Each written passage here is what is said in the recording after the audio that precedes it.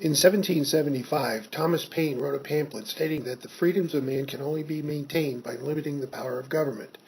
The pamphlet was called Common Sense. In 2015, it still is Common Sense. I'm Mark Zaccaria. And I'm Elizabeth Smith, and this is Common Sense. Welcome back. In this installment, Representative Patricia Morgan will chair a roundtable discussion of members of the Senate Republican caucus as they summarize the results of the legislative session that just ended. Later, we'll be joined by Jeff Richard with his take on recent moves in the United Kingdom to ban kitchen knives after a growing number of fatal attacks. Real Scottish scones are quite heavy and dense. I wonder if they too will be banned as possible projectiles. Also, of course, we will ask and re-ask the burning question, are you kidding me? But we start, as always, with analysis of some of the top news stories in the Ocean State today. Mark? Thanks, Liz. Right now, there's a flurry of legislation making its way through the General Assembly as the session comes to a close. One bill deserves special attention for what it says about state government's thirst for revenue. House Bill 5719 was sponsored by Representative Blake Philippi, independent of District 36. The act repeals what is known as the Amazon tax. Passed in 2009, the original statute sought to assess Rhode Island's sales tax on large internet retailers like Amazon.com by citing local web hosting firms that fed them purchasing traffic. As Rep. Philippi himself told Common Sense, that original legislation had a very predictable effect. Immediately upon passing the Amazon tax, Overstock.com and Amazon and numerous other large internet retailers severed all of their affiliate relationships with local companies. The 2009 law was all about revenue with no real service being provided in return by the state. Amazon, Walmart, and other large internet retailers bailed out of their relationships with Rhode Island digital portals because they couldn't survive the imposition of unjustifiable new overhead costs. Naturally, Smith Hill didn't see it that way. Our General Assembly gleefully used the opportunity to forecast huge increases in sales tax revenue so they could pass an even bigger FY10 budget. How did those estimates of new state revenue work out? Let's go back to Rep. Philippi for the explanation. This tax was passed. There was $57 million in income from local affiliates and $4 million in income taxes. And there were 800 local affiliates. Over the past 5 years, our state has collected $0 in sales taxes due to these nexus relationships. And I know of several local affiliates who have moved to Massachusetts, have moved out of state, because Rhode Island does not make their business model work. Once again, a money grab by legislators who do not understand routine business practices resulted in a net loss for the Ocean State. If House Bill 5719 passes, this instance will be corrected. If you think about the underlying attitude of our state government, however, you have to be concerned for the new bond debacle being created to permit us to start tolling federal highways here in Little Rhodey. The downside of that impending failure makes 38 studios look insignificant. Liz? Mark, here's a story that dovetails right into that. It was supposed to be the perfect Rhode Island story. Young brown grads developed in Rhode Island a company model that combined tech with manufacturing and tens of millions of venture funding. Now, according to Go Local Prov, Rhode Island's star company Teespring is moving its operations to San Francisco and Kentucky. The move out of Providence has been ongoing since they received the 2 rounds of venture funding over the past 18 months. Leadership has been immigrating to San Francisco, and now a big blow for Providence was in May when Teespring Incorporated hired eBay Incorporated executive Robert Chatwani as Chief Revenue and Marketing Officer. On Wednesday, Kentucky officials were celebrating the nearly 300 jobs that are moving to northern Kentucky. Governor Steve Beshear announced Teespring's plans to open a new facility in Hebron just outside of Cincinnati. The move to Kentucky includes an investment of nearly $22 million into the project. Governor Steve Beshear said, Kentucky continues to prove as an ideal location for national companies, and this project is yet another great illustration of our success. Walker Williams, CEO of Teespring, had this to say.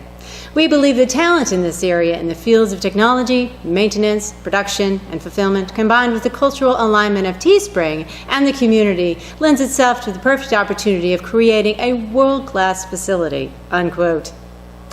Way to go, Rhode Island. Proof positive. You're a state where dreams launched become nightmares, and the only escape route out of this haunted house is to put it on the market and get the hell out of here. Mark?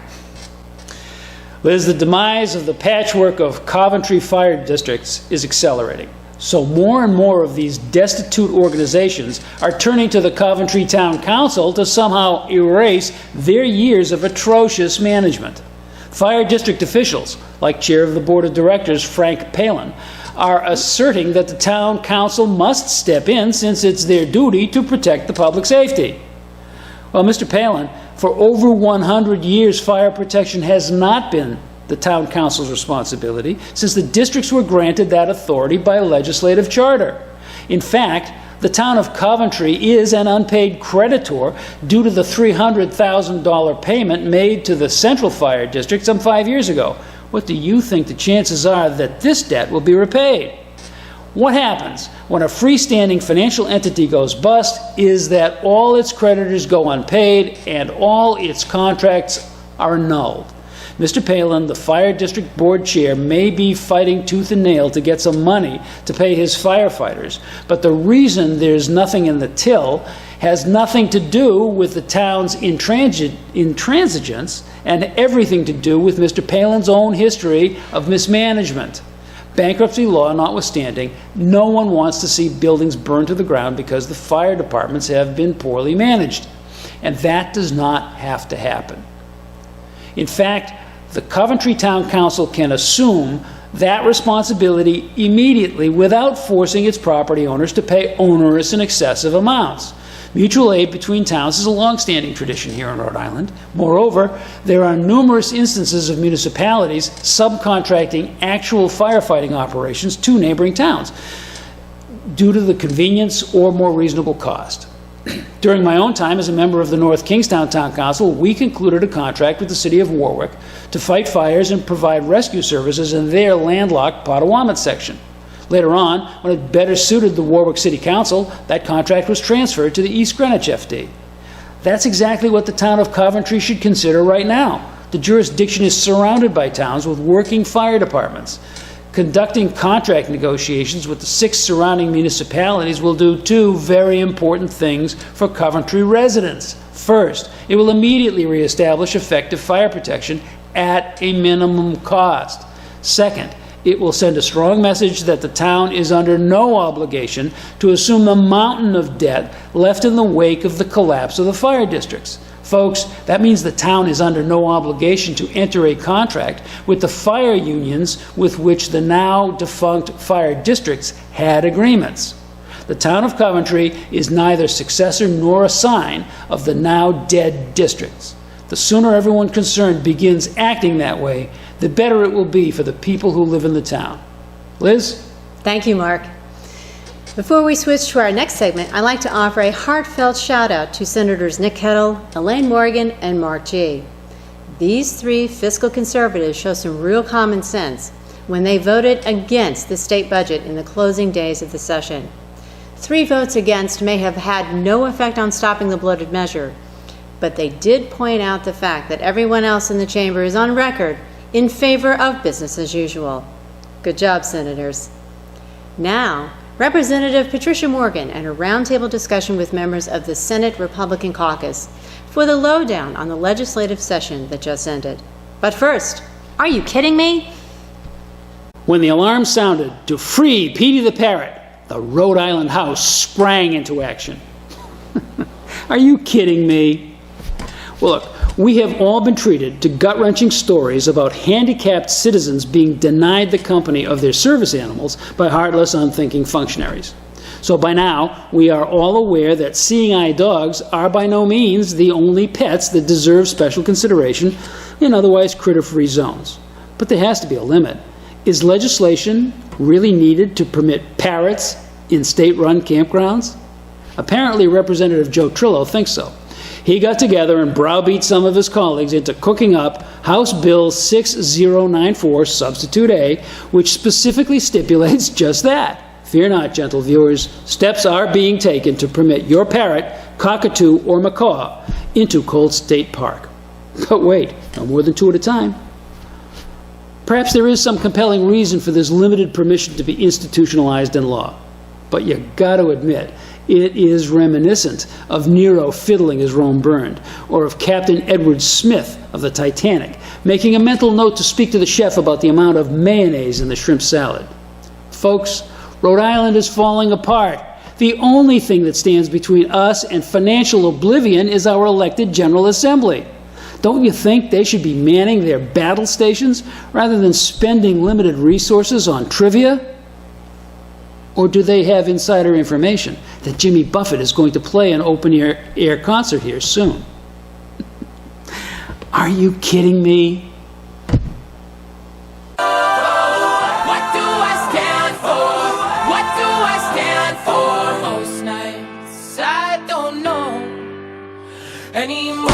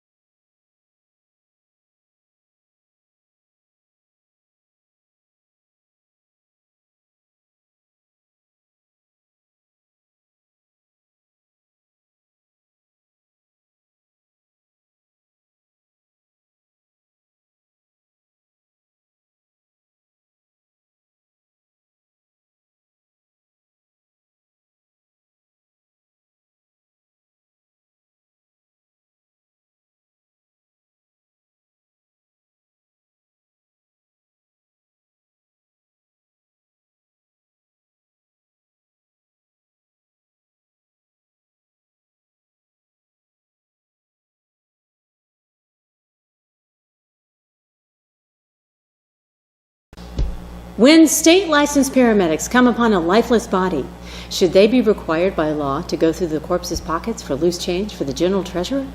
Are you kidding me? That's almost how far the legislature is willing to go to find new revenue these days. Heaven forfend, they should be forced somehow to control expenses instead. Consider the case of House Resolution 5107.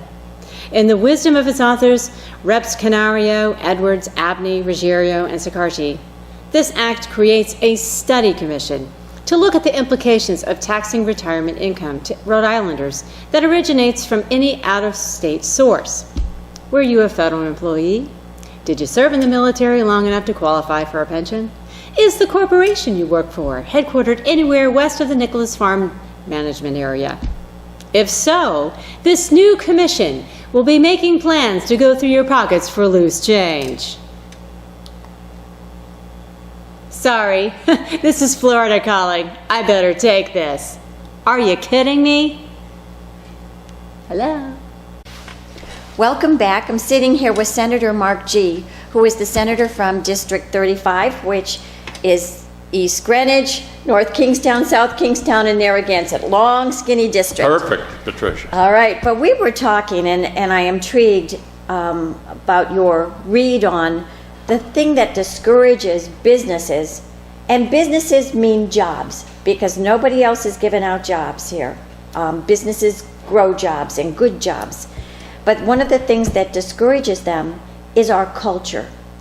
And you know, let's just talk about that a little bit more. We've been trying in the legislature for quite a while now, 3-4 years, to bring back the Ethics Commission and some good solid ethics proposals. Why do you think that's not happening? Why can't we do it? Great question. And I'm learning a little bit about why we can't, and that is because we have people in our legislature, nice people for the most part, who have an agenda which is related to certain interests, special interests, if you will, that they're connected with, and their primary job in our state legislature is to look out for those interests. Is that a bad thing? I don't think it's a bad thing. Oh, I do, because it's not always, they're supposed to be looking out after the average family, not after the special interest. You're right, and you know, I don't want to antagonize people, but on the other hand, I do want to stress that you've got to be honest. You've got to be honest with yourself, you've got to be honest with the people that you work with, and you have to be honest for the people that elected you. So when we, you know, try to talk about ethics, and we come up with these bills which very honestly are not addressing the real problems, then I get very disappointed. And I'm, so that's got to change. Again, people get elected because they're nice people, but when they're conflicted, when they're, for instance, a firefighter, and they're elected, they should not be promoting or voting on bills that affect firefighters.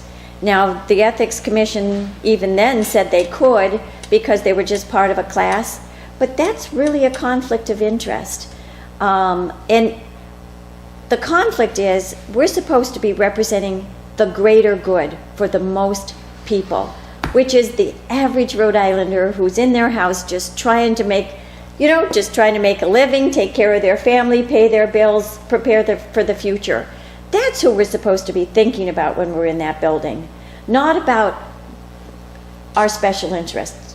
Well, thank you, Patricia. I could have never said it as eloquently and as passionately as you, and you certainly prove on a daily basis that that is your intent.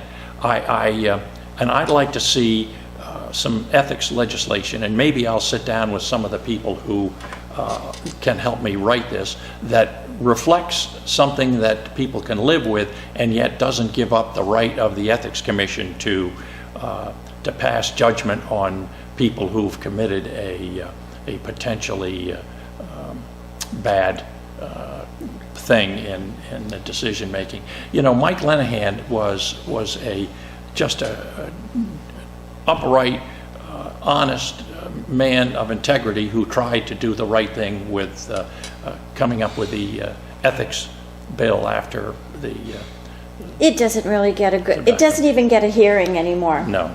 It's dead on arrival, and that just shouldn't be. We can be ethical in that building, Absolutely. and it would help the culture of Rhode Island. No question. Right? It would help businesses understand that when they come here, they don't have to pay to play. They don't have to have lobbyists up in the State House trying to protect them from laws that we are going to pass to hurt them. So we need to do it. You're singing to the choir. I know. Let's talk about this toll proposal that came to the General Assembly just about a month ago. Not Yes. even a full month ago. Yeah. I think it came on June 2nd, which is 3 weeks ago. And we were being pressured to pass this tolling proposal that has huge ramifications for the cost of our goods, for our trucking industry, and big economic impact, I think. And even appointed a toll czar, the director of transportation, who was handed the responsibility and the authority to set the tolls. Wait a minute. Well, Yeah. what's the director of transportation setting tolls? Well, he That's knows the how much money craziest- he needs, so he can just That's the craziest just idea figure I've that ever out. heard When of. it runs short, he can go down to lower and lower and lower vehicles. Yeah, I think part of my problem with that is, first of all, you know, the source of funds are from the truckers who provide a valuable service, and why are we singling them out, and why are we spending so much money borrowing money to toll, which is maybe not the way we want to raise funds for It's the just- state. And I'm not sure that that idea is a good one, especially we have you said it became known to us about a month ago. I really don't know anything about it. I don't know the details. Nobody has sat down to explain to me what the details are. And on the face, I don't like it. I tell you, I sat in the House Finance Committee and took testimony from the director, and I don't think he understands it either. And what really strikes me is they haven't studied it. Hundreds of trucks go to our grocery stores in a week's time, our drug stores, Dunkin' Donuts, right? There will be an effect on everything that we buy, and that nobody has studied the economic impact. The question is, will the minimum wage increase then create a situation where the extra costs involved with the tolls and the minimum wage all of a sudden raise the cost of doing business in this state? You know, McDonald's, these large companies that have some minimum Walmart, wage people. Targets, Yeah. I mean, they pass down that cost, but Yeah. my goodness, we're running out of time here. So I just wanted to give you an opportunity. I know that you voted against this budget. There were some good things in it, but clearly the bad outweighed the good for you. Do you want to give the folks a reason why you voted the way you voted? Well, obviously there were some things in the budget that I was not happy with. Of course, I was shocked that the House unanimously approved the budget. But to sit down with you, let's schedule a 60-minute interview because I will go by point of So the you things really that I don't studied like the budget, and there were just too many things that you thought would be hurtful. Yep, absolutely. And once again, there's a culture in that budget which created some things that I felt are not what we want to do in Rhode Island. If we're going to be friendly state and welcome tourism, and I've got a lot of Concerns. All right, so Thank you. I will bring you back then, and you can tell our viewers all about it. I want to thank you all for coming and listening. And we'll see you next week. Thanks, Patricia. Thank you. Now, I went off to college having never fired a gun, although my dad and the family beagle occasionally let me tag along to see if they could find a pheasant to shoot. But I didn't get to shoot the gun. Then it was time to go off to college.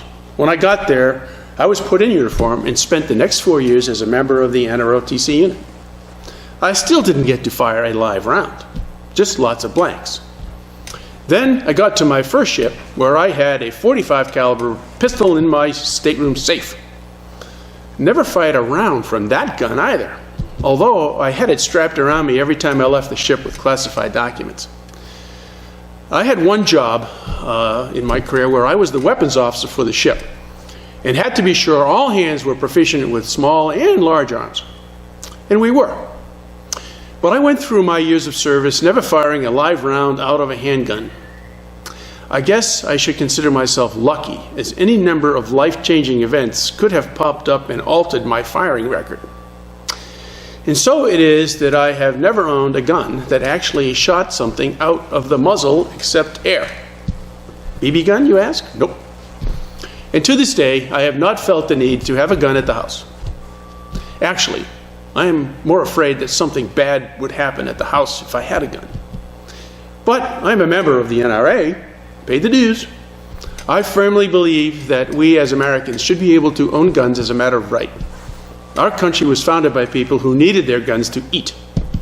We have written books and made many a movie about people who have developed the skills of the marksman. The world of scarce resources has meant that there have always been those willing to use violence to get their way. And of course, the inventors amongst us have found newer ways to deliver rounds ever faster and truer out of our guns. So we live in a world of violence where guns play a central part in determining who survives. Let's face it, we will always have guns. Over the course of human history, people eventually organized themselves into separate countries, each with their own unique ways of dealing with weapons. Our traditions from the colonial period to this day have been to champion the right of the gun owner. We have gun clubs all over the country filled with members who cherish their right to own weapons. They gather and compete, they collect and sell and pay for that privilege from their own assets. Occasionally, guns are used to commit violent crimes and innocent people are hurt. But we have not found a way to prevent someone with violent intent from choosing a weapon of choice to carry out their deeds. I recently read a piece in the history of the mother country, the mother country's way with a gun. The Brits decided to ban guns. Even the cops couldn't have them. But I recently read how a group of British doctors now wants to ban pointed knives. They have to deal with lots of stab wounds, apparently, so let's get rid of pointed knives. Seems they even surveyed the chefs in the kingdom to see if cooking might carry on absent pointed knives. Seems some of the chefs agreed. I thought that maybe the chefs didn't need pointed knives until I saw an article in the paper recently about a chef who travels all over the world wherever someone needs his cooking skills. The article had a picture of his traveling chef's knife kit, which included 6 pointed blades in the collection. I guess that guy was not interviewed for the no pointed blade survey. I also did an inventory of our kitchen knives actually living in my kitchen. You wouldn't guess. There were 34 of them. Some of them I haven't touched in my entire cooking career. I didn't go to the basement to count all the knives we have ready to go on the annual tent camping trip. Do a lot of cooking there. And of course, I've always carried a pocket knife. Except on airplanes. Learned that the hard way. The message is pretty clear to me. If you are ready to eliminate all the guns and knives on the planet, we resourceful souls will find another way to harm each other. Recalling, of course, that famous tale where this little guy, David, takes out the big guy, Goliath, with a stone slung mightily. Perhaps the next world war will be called the Toothpick Wars. Thank you for watching, and God bless.